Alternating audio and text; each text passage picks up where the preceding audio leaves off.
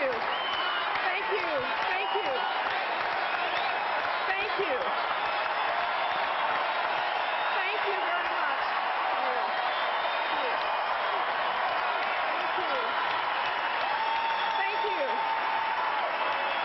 Thank you. Thank you very much. Thank you. Thank you. Thank you. Thank you so much. Good evening. Good evening. Good evening. Good evening, distinguished delegates. Good evening, fellow Republicans. Good evening, my fellow Americans.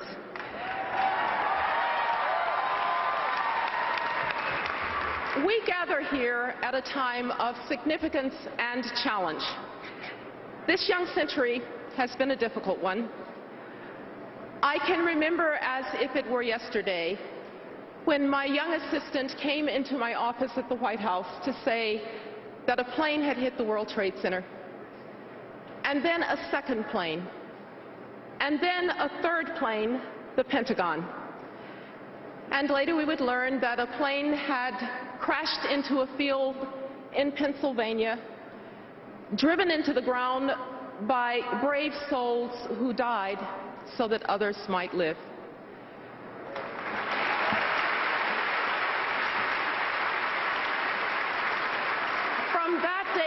From that day on, our sense of vulnerability and our concepts of security were never the same again. Then in 2008, the global financial and economic crisis would stun us. And it still reverberates as we deal with unemployment and economic uncertainty and bad policies that cast a pall over an American economy and a recovery that is desperately needed at home and abroad. And we have seen that the desire for liberty and freedom is indeed universal as men and women in the Middle East rise up to seize it. Yet the promise of the Arab Spring is engulfed in uncertainty. Internal strife and hostile neighbors are challenging the young, fragile democracy of Iraq. Dictators in Iran and Syria butcher their people and threaten regional security. Russia and China prevent a response. And everyone asks, where does America stand?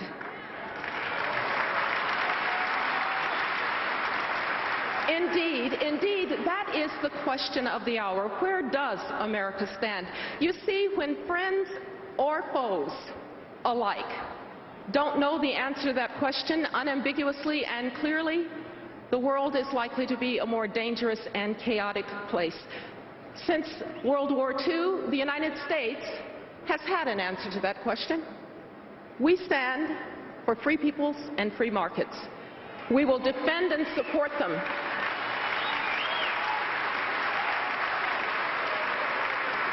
We will sustain a balance of power that favors freedom. Now, to be sure, the burdens of leadership have been heavy. I know, as you do, the sacrifice of Americans, especially the sacrifice of many of our bravest in the ultimate sacrifice. But our armed forces are the sure shield and foundation of liberty, and we are so fortunate that we have men and women in uniform who volunteer. They volunteer to defend us at the front lines of freedom, and we owe them our eternal gratitude.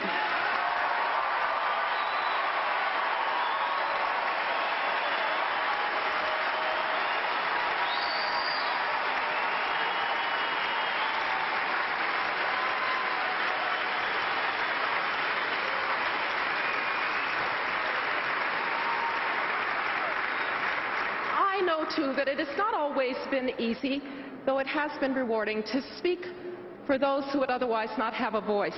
The religious dissident in China, the democracy advocate in Venezuela, the political prisoner in Iran. It has been hard to muster the resources to support fledgling democracies and to intervene on behalf of the most desperate. The AIDS orphan in Uganda, the refugee fleeing Zimbabwe, the young woman who has been trafficked into the sex trade in Southeast Asia. It has been hard, Yet this assistance, together with the compassionate work of private charities, people of conscience and people of faith, has shown the soul of our country. And I know too, that there is a weariness. I know that it feels as if we have carried these burdens long enough. But we can only know that there is no choice, because one of two things will happen if we don't lead. Either no one will lead and there will be chaos, or someone will fill the vacuum who does not share our values. My fellow Americans, we do not have a choice. We cannot be reluctant to lead, and you cannot lead from behind.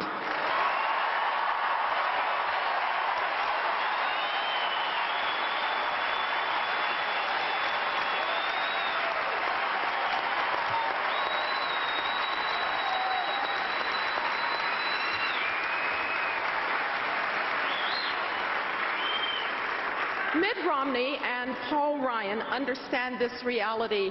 Our well-being at home and our leadership abroad are inextricably linked. They know what to do. They know that our friends and allies must again be able to trust us. From Israel to Colombia, from Poland to the Philippines, our allies and friends have to know that we will be reliable and consistent and determined. And our foes can have no reason to doubt our resolve, because peace really does come through strength.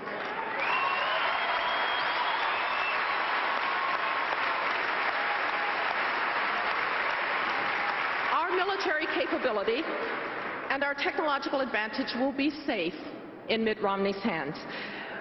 We must work for an open global economy and pursue free and fair trade to grow our exports and our influence abroad. If you are worried about the rise of China, just consider this. The United States has ratified only 3 trade agreements in the last few years, and those were negotiated in the Bush administration. China has signed 15 free trade agreements and is in the progress of negotiating as many as 18 more. Sadly, we are abandoning the field of free and fair trade, and it will come back to haunt us.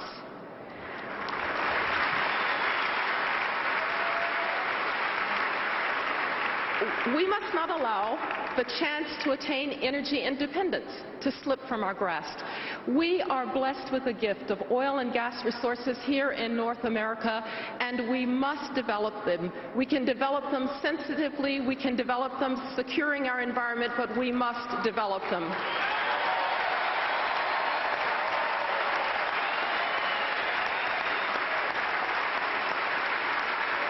And we have the ingenuity to develop alternative sources of energy too.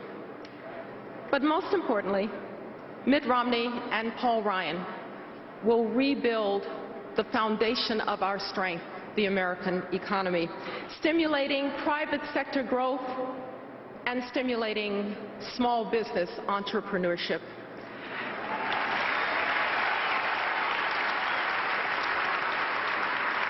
When the world looks at us today, they see an American government that cannot live within its means.